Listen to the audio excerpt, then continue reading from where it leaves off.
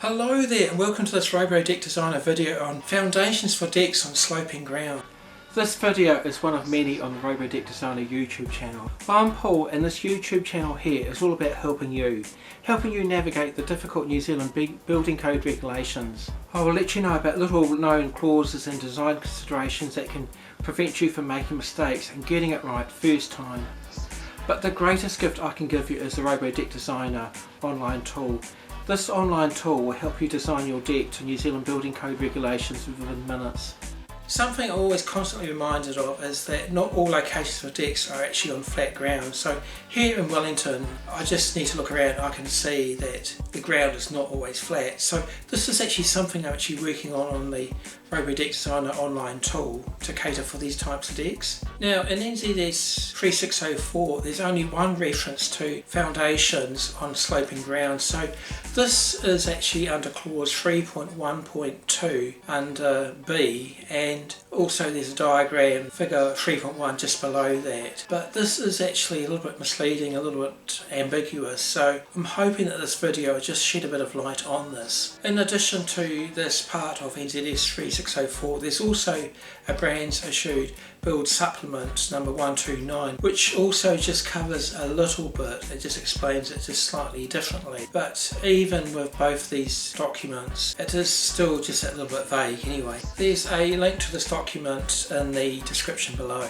So the first thing from figure 3.1 is that the top reference point is just a little bit misleading. So we know it's actually 600mm out from the edge of the foundation, but the vertical position there, now on the figure 3.1 in NZS 3604, it has the bottom of the foundation lining up with the ground level at 600mm out from the edge. Now which one do you reference?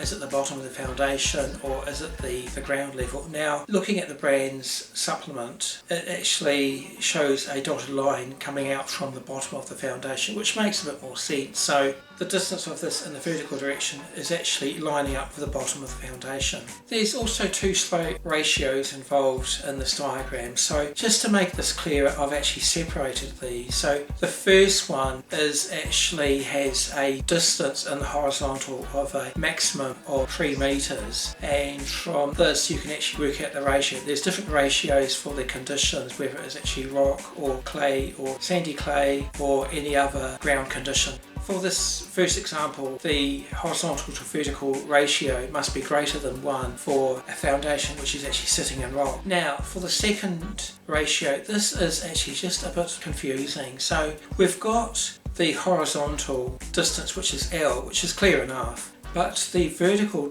distance there, does this actually reference that first point for the H dimension? Now if this was actually the case, then the ground from the first to the second reference point is fine, but from there onwards it would be completely flat until you actually reach the end of the L horizontal dimension. Now I don't think this is right. So what I'm really presuming is that the vertical dimension is actually related to the L dimension, and it should actually extend down there for that particular dimension to create a true ratio. I'm also a bit confused over the L and V ratio, as there's no minimum or maximum distance, so it must be obviously greater than 3 meters for the first ratio, but the maximum ratio, you know, is this 5 meters, 200 meters? It doesn't say, so this is just a bit confusing. In the last clause 3.1.2 it talks about the ground being a maximum 5 degrees slope after the bank. Now it doesn't actually say is this actually above the bank or below the bank, but in the build supplement it does actually say it's actually below the slope. These ratios do actually change for clay, sandy clay or other ground conditions. So if you look in the video you'll see that these values will change depending on the type of ground conditions. As this clause and diagram and even the build supplement is just a bit ambiguous in that, I really think it's actually best talking to brands about any questions you actually have about foundations for a deck on sloping ground rather than me, because I just don't want to give out false information. So it's best actually talking to them. At brands they have a helpline and they really are quite helpful there. Thanks so much for watching this video. I really appreciate your time, and we'll see you in the next one. Don't forget to subscribe to the ROBO Designer YouTube channel, and we'll catch you in the next video anyway. Thanks.